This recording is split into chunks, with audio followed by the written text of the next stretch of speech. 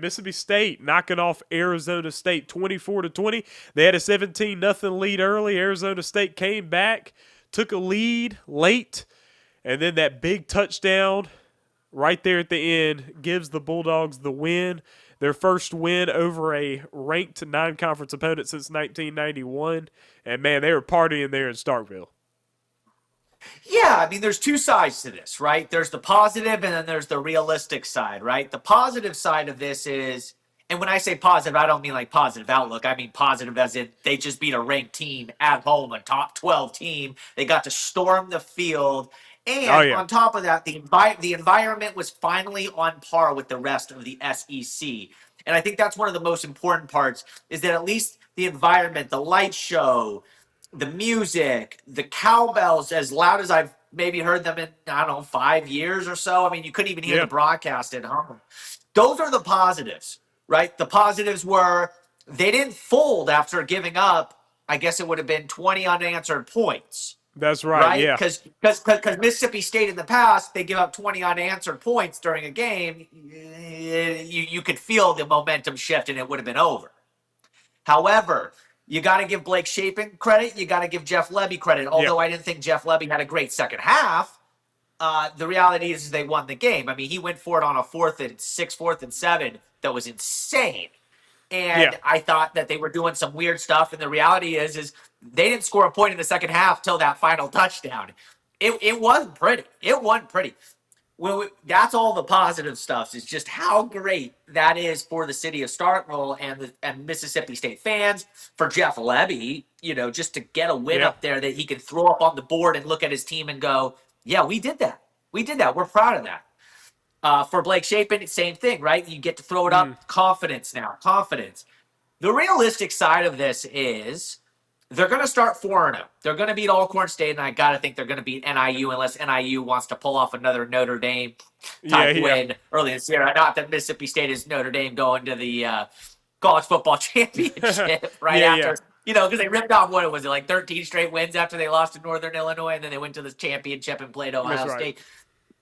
However, the realistic side of this is when you look at their schedule, the best possible outcome, in my opinion, is still 6-6. They are still looking at a 2-6 conference schedule. My guess. That's my guess. Again, I was wrong about this game, although I was right about every other game. Matt, I mean, at the end of the day, I'm 8-2 in my first college picks. This was one of the ones I got wrong. And I just think that at the end of the day, Tennessee, the first game, I mean, it'll let you know everything you need to know about what they're going to be. They're going to be 4-0, feeling good. Tennessee's already got to play Georgia. Although if Tennessee loses to Georgia, it's almost worse for Mississippi State because then Tennessee's really got to win that game, Not that they're not trying to win all of them. So there's just a realistic side. I mean, 5-7 still in play and missing a bowl. I mean, all that stuff is still in play. They just got to win the next game in front of them. Yeah, I would agree with that. That'd be my prediction for Mississippi State would be a 2-6 conference record. But I know that, listen, you get that big win, and I think I said this before because this is if we're being honest, this is really the game that I picked right. Really, I mean, other than that, I kind of was wrong. But I did think that Mississippi State would win this game and that they would be overrated after this game. You know what I mean? Now, I will say I looked at the rankings, and Mississippi State did not make the rankings. I was a little bit surprised by that. I thought that they might bolster up. It looks like it hurt Arizona State more than it helped Mississippi State in terms of the national scene. What were you about to say something? Well, real quick, Charles. Yeah. Arizona State, I think they had the most votes of the non-ranked, so they would have been 26 had there been had the ranking gone out. So it's kind of funny though. Alabama loses to an unranked team and they put them number 10, and Mississippi State beats Arizona State. They can't even pass Arizona State in the rankings. It's kind of funny. Yeah, that is very interesting, but I think that is also because there's been a lot of questions about Arizona State this year. They had them at number 12, but it was a number 12 that was based on last year. A lot of questions to it, and now this kind of just dropped them completely from the rankings, even though I thought it was kind of odd because they lost 24-20 on the road. It seems like the closest to a win you could possibly have is what happened in Starkville on Saturday, if we're being honest. I mean, we're talking about 30 seconds left that's as close to a win of a loss. So that means that Arizona State they were operating on thin margins. Like if they lost that game at all, they were about to drop. Yeah, yeah. I mean, the reality is when teams win or when they lose, and it's a week to week thing, and us media members want to overreact, underreact, all those types of things. Yeah. The reality is Mississippi State blew a 17 point lead. I mean, Yeah. I don't want people to forget that. And we can take two sides and also play both sides of the fence here, which is great win. A lot of concerning factors as well, which was why did you blow a 17-point lead? Why are your players, giving up 3 points at the end of half because of a roughing the passer? Why are you going for it on fourth and Yeah. long in midfield? Like there were some things you can't just gloss over that because you won and we all just okay, we played well the whole game. No. And then also I thought Kenny Dillingham coached a great game until he didn't. It was 4th and 1 in a tie game, and I would have gone for it. I would have gone for it. And I know it's a tie game and you kick the field goal and you go up 3 and the idea is okay, we go up. But the worst thing that happens is you don't get it. Mississippi State starts that drive at the 1-yard line, and Mississippi State had not scored in the second half prior to that. Mississippi State was not moving the ball. I would have gone for it. Go put the touchdown on the board, and if you don't get it, you got to go 99 yards to score a touchdown or 60 yards or whatever, 64, 60, 65 yards to get a field goal attempt that's long. So I didn't understand. I didn't understand some of the coaching decisions. It was a little wild to me. For such an aggressive coach that Kenny Dillingham is, that was a little weird. Yeah, I do get what you're saying, but then on the other hand, I mean, we're talking about Mississippi State. The second half, other than that last touchdown play, his really offense was terrible. It was terrible. Like couldn't get anything going. Terrible. And so, but the thing is, though, is that also goes into the decision to kick the field goal because he was betting on that defense not letting them, score. And so I think that also went into that decision how terrible the Mississippi State offense was in the second half. And of course, that's what I thought. I mean, look. I thought Mississippi State was going to lose when they kicked the field goal. To be fair, like I was at that point, I was like, okay, that's it, because they're up and we not scoring at all. So, right, and that's the credit that they deserve is that they didn't lose the game. That you and I were sitting there going, that's it, right? I mean, that's where they get all the credit in the world, which is okay, 20 unanswered, blew 17-point lead. Arizona State helped us out by not going for it. 3rd and 9, we're backed up. And Arizona State has no safety deep, not even with it. I mean, that was single coverage, and there wasn't another play within 30 yards. Interesting. I don't know, because the first 2 plays they played prevent and they got him, and then they sent a little bit more and played up, and it was like, well, you did so well the first 2 plays. Why'd you? I don't know. But you know what? Yeah. I'm not a football coach, right? I mean, that's the reality. I don't pretend to know more than Kenny Dillingham. I don't pretend to know more than Jeff Lebby. I'm just somebody that sits on the side and went, that was a little weird. Yeah, and so you said that your best case scenario for Mississippi State is for them to go 6-6. What would be your prediction? Because I'm predicting the 6-6, and I think that Mississippi State beats Florida, and I'm trying to think of who the other team is that I do believe that they're going to beat. I looked at the schedule just yesterday, but I think they're going to beat Florida because that's a home game, and Florida does not look too hot.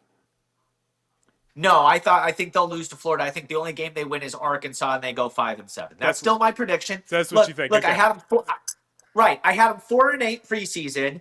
They win this game that I didn't think they were going to win, but I'm sticking with my thoughts still because again, I felt like they outplayed Arizona State for a quarter and a half in that game. Only a quarter and a half, like, of game time. Because the first quarter and a half, they go up 17-0, and then Arizona State from then on, outside of the last 30 seconds. Or so. Right? So if we talk about game time, I thought they outplayed them for a quarter and a half, and Arizona State outplayed Mississippi State 2.5 quarters. It's just Mississippi State made that extra play in crucial time, and Arizona State kicked the field goal 4th and 1, and Mississippi State scored a touchdown, and then that was the game. Look, fans go on these roller coasters, and I think it's so funny, right? Because we watched the NFL this week, right? I'm a big Detroit Lions fan. Okay. Right? And I have people Ooh. telling me Detroit's only going to win 6 games this year. Oh, what happened to Jared Goff? He's not good without Ben Johnson. It's week 1. Catch me in week 4 or 5, and then I'll give you. You know what? Okay, they're sitting there. They're 1-4 or whatever, and the offense does. Okay, cool. Yeah, you know what? You guys were right. But I'm not going to overreact week to week. I'm going to stay with my picks, and then I'll change my opinion if I need to, because I have no problem changing my opinion. Yeah, no, definitely. And I think another thing that we're going to have to see with Mississippi State is, of course, their next 2 weeks are against Alcorn and Northern Illinois. So I don't think we're going to learn much from the next 2 weeks with Mississippi State. But with Arizona State, I think it'll be interesting to see how the rest of their season goes. Because last year, you had a real close game. Arizona State won, and we saw how the rest of the season went. It went great for Arizona State, and it went terribly for Mississippi State. So we'll have to see where this goes from here. But I do think it's huge for Mississippi State. And now, my question for you, Blake, is would you say that Jeff Lebby is officially off the hot seat? Because he's been on the hot seat, you got to say. It's kind of tough going into your second year on the hot seat, but 2-10 was the worst season Mississippi State's had in a long time, and which was last year. And so now you're 2-0, and you already got a big win. Because it's a Power 5 conference team at home. It's a big win for sure. No matter how Arizona State ends up being, it really is still would be considered a good win. Would you say that this takes them off the hot seat? No. Why? Okay. No. They play in the SEC, and if they were to go 0-8 and he starts 0-16 in conference, does that until he wins a conference football game, I am skeptical of Jeff Lebby. Great win, impressed me. I'm more into Jeff Lebby than I was prior to the game. However, until you win a conference game, I'm not fully in. I'm just not fully in. Yeah, I hear you. They play in the SEC. They don't. Arizona State, great win.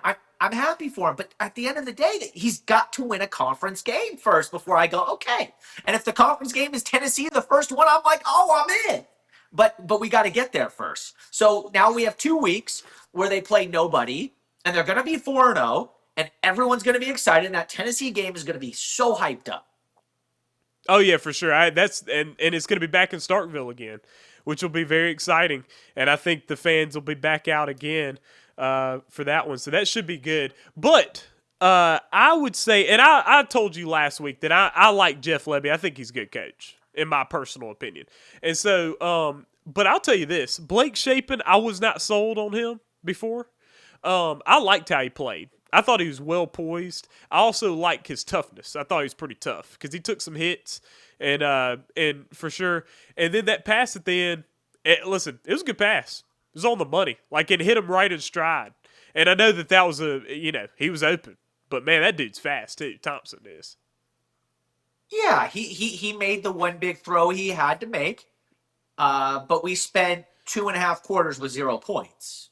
So I'm back and forth on it. I mean, I don't know. It's okay to have the take of I want to wait and see. I just want to wait and see. That's my take. I want to wait and see. I want to get to conference football. I feel better about them in conference football, but I just want to wait and see. Okay, last thing on this subject, and then we're going to move on to high school football and move on to our picks. But I know that you have given the opinion that you think that Mississippi State should be playing Kamario Taylor instead of Blake Shapen this year. Would this game change your mind at all? Do you think Kamario Taylor would have won the game for Mississippi State on Saturday? Yes. Yes. No. I'm staying with that opinion. Okay. I think he's a really good athlete. True freshman though. That's true freshman, no experience. So that's the thing. That's the difference. I'm staying with my opinion. Yep. Nothing has moved the needle other than, wow, Starkville's got a way better environment than they've had. It was a really great win, and we'll see when we get to conference football. And we will see that. So Mississippi State 2-0 on the season, big win over Arizona State there, and adds some good flavor to some Mississippi college football.